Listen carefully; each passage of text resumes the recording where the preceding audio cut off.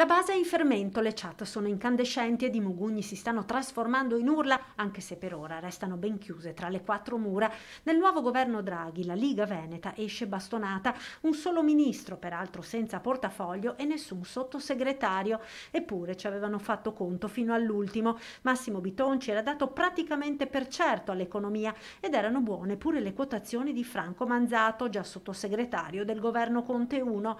Invece niente, la regione più leghista di tutte è rimasta praticamente a bocca asciutta. La Lombardia, dove in termini di voti la Lega ha percentuali ben diverse, ha portato a casa 2 ministri e 3 sottosegretari, ma anche Liguria ed Emilia hanno avuto soddisfazione maggiore e certo non bastano le lontane origini venete del laziale Durigon a far sorridere i militanti della Liga, che si sentono sempre più penalizzati nella nuova Lega di Salvini.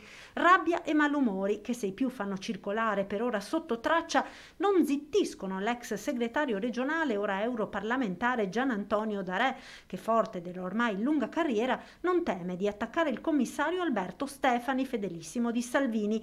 Scontiamo l'inesperienza del nostro commissario, dice Darè. Il peso della Lega in Veneto non è stato fatto fruttare nelle nomine dei sottosegretari. E Darè furibondo si ferma qui, lasciando intendere che in Veneto la misura è colma, anche se nessuno ha il coraggio di gridarlo a piena voce, chiedendo ufficialmente un congresso regionale per archiviare una volta per tutte la stagione del commissariamento.